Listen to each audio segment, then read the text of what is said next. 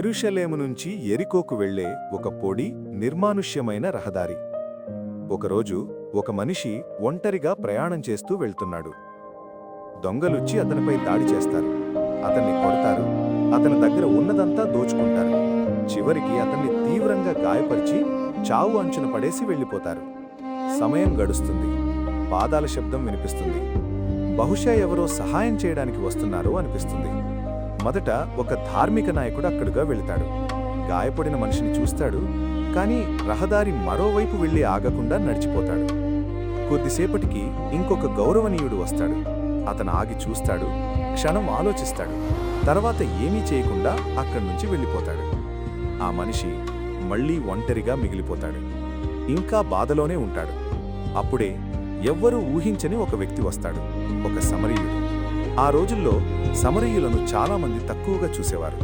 వారిని బయటివారిలా భావించేవారు. కాని ఈ సమరయుడు అలా చెయ్యడు. అతను ఆగుతాడు.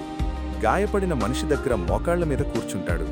అతని గాయాలను శుభ్రం చేస్తాడు. జాగ్రత్తగా కడుతాడు. తర్వాత అతన్ని నెమ్మదిగా తన గాడిదపై ఎక్కిస్తాడు. అడుగడుగుగా అతన్ని ఒక సత్రానికి తీసుకెళ్తాడు. ఆ రాత్రంతా అతని పక్కనే ఉండి సేవ చేస్తాడు. మరుసటి రోజు సత్ర యజమానికి డబ్బులిచ్చి ఇలా చెప్తాడు, ఇతన్ని చూసుకోండి.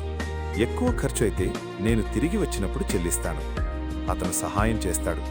సులభం కాబట్టి కాదు, తనపై బాధ్యత కాబట్టి కాదు, కాని అది సరైన పని కాబట్టి.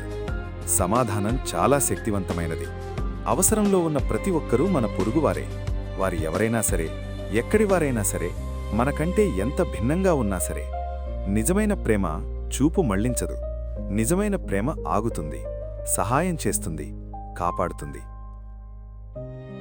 అయితే ఈరోజు ఎవరైనా బాధలో ఉన్నారని చూస్తే మీరు దాటిపోయేవారవుతారా, లేదా ఒక మంచి సమరయుడిలా మారతారా?